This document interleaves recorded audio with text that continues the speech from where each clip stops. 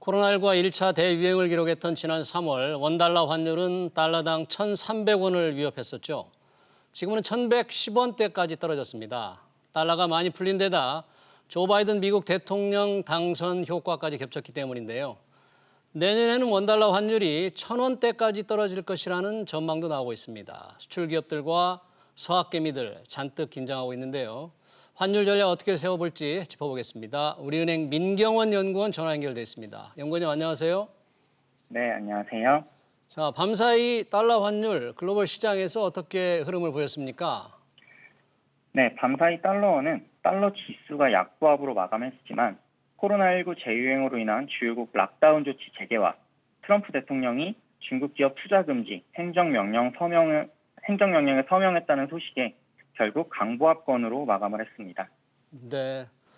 원화는 그동안 계속 강세를 보여왔지 않습니까? 급속하게 원화 가치가 올랐는데 그동안의 흐름을 좀 정리해 주시죠. 원화 가치.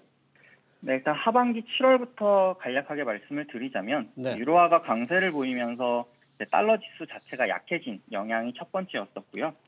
두 번째 10월 넘어가면서 중국이 경제 회복 속도도 괜찮고 하니까 위안화 강세를 용인해 줄 거다. 결국 내수 시장 육성을 위해서 중국도 위안화 강세가 부담스럽지 않다라는 인식이 확산되면서 원화도 이 위안화 환율 움직임에 동조화되는 경향이 강했었습니다. 그리고 마지막으로 최근에는 일절 주식장에 들어오지 않고 있던 외국인 순매수까지 더해지면서 달러 환율이 굉장히 빠른 속도로 하락하고 있다라고 이해하시면 좋을 것 같습니다. 이 원달러 환율이 다른 나라 통화보다도 훨씬 더 빠른 속도로 떨어진 거죠?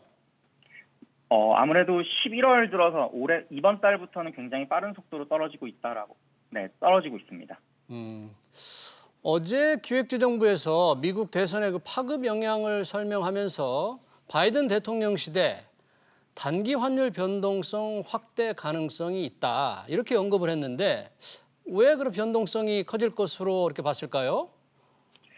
일단 단기적으로는 트럼프 대통령의 대선 불복이라는 불확실성이 여전히 남아있고 또 현재 시장에서 바이든 정책에 대한 기대값이 달러 약세와 다자주의 및 글로벌 교역 회복 쪽으로만 굉장히 편향돼서 해석이 되고 있기 때문에 아무래도 한쪽으로 기대값이 너무 치우쳐져 있다 보니까 그거에 대한 반작용, 그로 인한 변동성 확대를 우려하고 있지 않나라고 해석을 하고 있습니다. 그러니까 달러가 계속 떨어질 것이라는 일방적인 전망만 많다 그런 얘기인가요? 네, 지금 흔히 얘기하는 재정 적자 확대 그리고 기존의 연준의 무제한 무기한 QE까지 아무래도 달러를 많이 풀고 있다 보니까 네. 정책적인 지원까지 더해지면서 재정 적자가 커지면 2011년 버블 때처럼 미국 달러화가 굉장히 크게 하락할 수 있다라는 쪽에 기대값이 많이 몰려 있습니다. 실제로 글로벌 시장에서는 바이든 시대 달러가 그렇게 떨어질 것이다. 이런 전망이 많은데 연구원님도 그렇게 전망하시는 거죠? 저는 조금 아웃사이더의 느낌으로 다른 전망을 하고 있는 상황이라고 볼 수 있고요. 네. 저희 같은 경우에는 지금 현재 바이든 대통령의 통상 및 대중 정책이 네. 트럼프 대통령하고 큰 차이를 보이고 있지 않기 때문에 지금의 너무 과도한 달러 약세 전망은 좀 위험 요인으로 작용할 수가 있다라고 생각을 하고 있습니다. 네. 그러니까 미중 관계가 트럼프 대통령 때나 바이든 때나 큰 차이가 없을 것이다. 그래서 네, 과도하게 그렇습니다. 달러가 떨어진다고 보면 안 된다. 그런 말씀이시네요? 네, 일단 공화당 지지자들과 민주당 지지자 모두 중국에 대해 굉장히 비우호적으로 인식을 하고 있고요. 네. 또 이제 민주당 지지자들은 코로나19 확산에 대한 책임 소재에는 크게 뜨거운 반응을 보이지 않고 있지만 홍콩이나 위구르 같은 지역의 인권 문제에 대해서는 중국에 대한 제재가 필요하다라는 데 공감대가 형성이 되어 있고요. 네. 그리고 지금 바이든 대통령이 얘기하고 있는 통상 정책이 트럼프의 Great America Again하고 똑같거든요. 저희가 마가라고 불렀던 정책처럼 예. 바이든 대통령도 리쇼어링 이슈들, 미국 기업들이 미국에 다시 공장을 지어서 일자리를 창출하고 제조업을 부흥을 시키면 세제 혜택을 주겠다 이렇게 얘기를 하고 있고요. 또 미국의 공공 인프라 투자를 행정명령으로 처음에 서명을 할 건데 예. 그런 공공 부문에 있어서의 제품 사용을 미국산 사용 비중을 굉장히 높은 비율로 가져가겠다라는 쪽이거든요. 네. 그래서 아무래도 경기 위기 극복이 가장 급선무기 때문에 네. 뭐 시장에서 얘기하는 것처럼 바이든이 당선됐다고 해서 당장 뭐 우리가 흔히 탈세계화라고 불렀던 예. 글로벌 교육 위축 현상이 개선되진 않을 것 같다라고 생각을 하고 있습니다. 네. 지금 관심은 미국의 이제 경기 부양책 규모인데 민주당이 원래 2조 2천억 달러 굉장히 많이 풀겠다 그런 입장이지 않습니까? 지금 네, 맞습니다. 상원에서 과연 어떻게 될지 제동이 걸릴지 그대로 될지 궁금한데 그것도 달러 가치에 영향을 미치겠죠? 네, 일단 재정 지출 규모에 대해서는 양당의 의견 차이가 굉장히 큰 상황이고요. 네. 말씀해 주신 것처럼 그 규모에 따라서 시장 기대 이상의 규모가 확정이 될지 아니면 그거보다 그 기대에 훨씬 못 미치는 규모가 될지에 따라 얘기가 좀 달라지겠지만 일단 재정 지출 규모가 커지게 된다면 예. 지금 미국이나 유럽이나 둘 다 코로나 확산으로 경제가 안 좋잖아요. 예. 근데 이제 선제적으로 먼저 미국이 그렇게 정책을 집행하게 되면 지금까지의 달러 약세 기대값보다는 내년에 미국 경제가 다른 선진국보다 아웃퍼포먼스 할 수 있다라는 기대치까지 연결될 수 있다라고 생각을 하고요. 예. 그래서 이게 결과값에 따라 변동성 확대 재료가 되겠지만 이제 기대보다 훨씬 많은 규모가 통과가 된다면 이거는 달러 약세 쪽보다는 성장 우위 쪽에 포커스를 맞춰서 접근을 해봐야 되지 않을까라고 생각을 하고 있습니다. 아, 그렇기 때문에 기재부에서도 이 추가 부양책 규모에 따라서 달러 변동성이 클 것 같다 이렇게 예상을 했군요. 자, 관심은 원달러 환율인데 연구원님은 지금 아까 달러 가치에 대해서는 약간 아웃사이더 입장을 말씀하셨는데 원달러 환율은 내년에 어떤 수준으로 보십니까? 저희가 예상하고 있는 레인지는 일단 하단은 1,080원 정도로 예상을 하고 있고요. 1,080원. 네, 상단은 1,180원으로 보고 있고 내년 전체적인 흐름은 상고하저 흐름으로 예상을 하고 있습니다. 상고하저라면 원화 가치 환율이 뒤로 갈수록 더 떨어진다 그런 얘기인가요? 네, 내년 전체로 보면 그렇고요. 지금 현재하고 비교했을 땐 상반기에는 원화 가치가 떨어졌다가 네. 이제 원화가 약세로 갔다가 하반기로 가면서 그 약세 부분을 되돌리는 그리고 뭐 대외 변수나 불확실성 요소들이 너무 많기 때문에 뭐 추가적으로 특정한 방향을 잡고 환율이 움직이기보다는 하반기에는 1,110원에서 1,140원 정도 레인지에서 박스권 등락을 이어갈 가능성이 높다라고 예상을 하고 있습니다. 네, 그러니까 현재 원화 강세가 계속되기보다는 약세로 조금 가다가 후반으로 갈수록 다시 원화 값이 올라간다 그런 얘기네요? 네, 그렇게 저희는 지금 하우스뷰를 잡고 있습니다. 혹시 다른 기관 같은 곳에서는 원달러 환율을 어떻게 전망을 하고 있나요? 일단 최근 11월 달에 업데이트된 기준으로는 약달러를 보고 있는 하우스가 일단 지배적으로 많은데 그렇다고 달러원 환율이 뭐 1,000원 진짜 언저리까지 떨어질 거라고 보는 곳은 없고요. 아, 그래요? 가장 낮게 보고 있는 하우스가 제가 기억하기로는 1,050원 정도에서 1,030원 정도에 형성이 되어 있는 걸로 알고 있고요.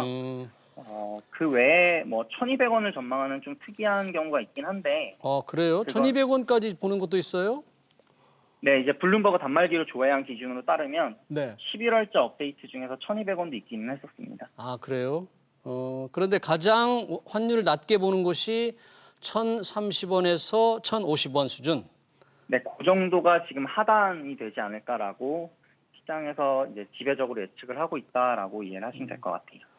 뭐 어찌됐든 이렇게 환율이 떨어지고 원화가 강세를 보이면 우리 기업들한테는 상당히 많이 부담이잖아요. 네, 그렇습니다. 정부가 시장 개입하는 것도 요즘 굉장히 어려울 텐데 어떻게 환율의 과도한 하락을 막을 수 있는 방법이 있습니까? 사실 이게 미국이 환율 관련돼서 굉장히 민감하게 반응을 하고 있기 때문에 뭐 이전처럼 직접 개입을 통해서 환율을 잡아주거나 이러기는 사실 어려울 것 같고요. 예.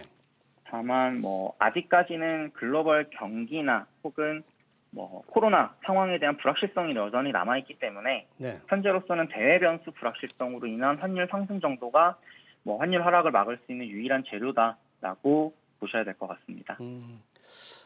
바이든 대통령도 트럼프 대통령 지금과 마찬가지로 외국의 환율 조작에 대해서 강한 압박을 할 것이다 이런 전문가들의 지적도 있는데 그렇게 보십니까?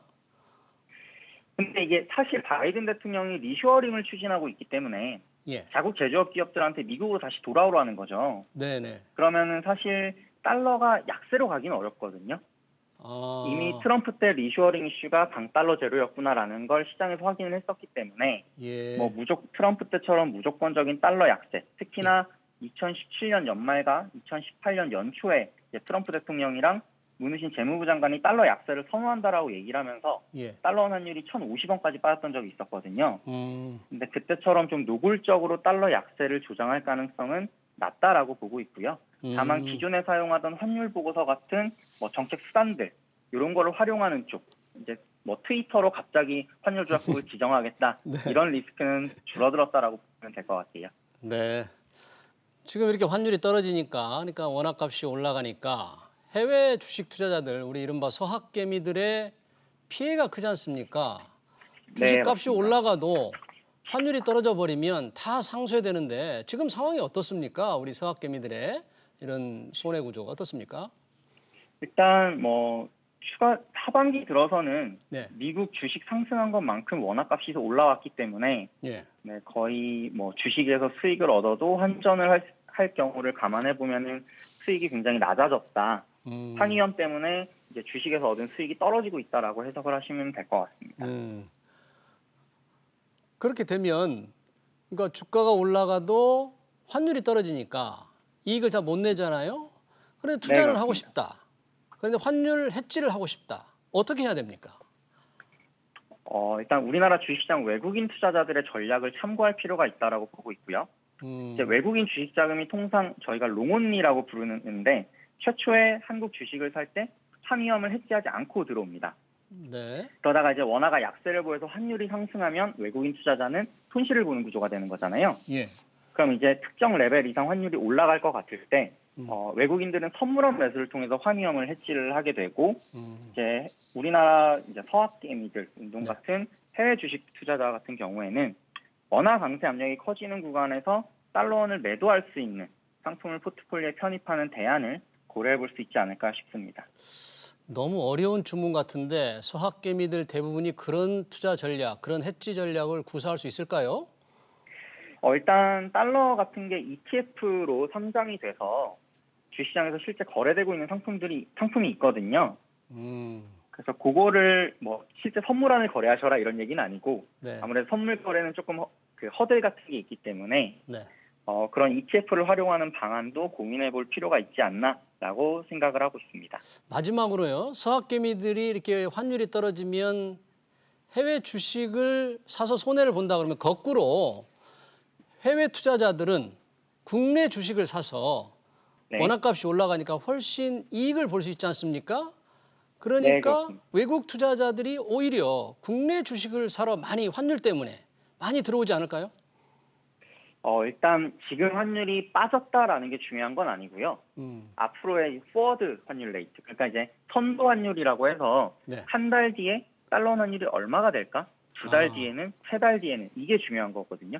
예. 이 기대값이 지금 뭐 1,110원 중반보다 더 밑에 뭐 네. 1,000원, 900원 이렇게 형성이 되어 있다면 당연히 외국인 투자자들이 많이 들어와야겠죠. 네. 하지만 뭐 그 정도까지 포워드 환율이 설정되어 있지는 않는 상황이기 때문에 네. 네, 뭐 그렇게 막 공격적인 유입, 왜냐하면은 팬데믹 사태 터지고 나서 나간 자금의 규모가 굉장히 컸었거든요. 예. 그래서 아직 그 정도 규모를 회복하기에는 최근 굉장히 많이 매수를 했음에도 불구하고 좀 부족하다라고 보고 있습니다. 네. 알겠습니다. 여기까지 듣겠습니다. 지금까지 민경원 우리은행 연구원이었습니다. 고맙습니다. 네, 감사합니다.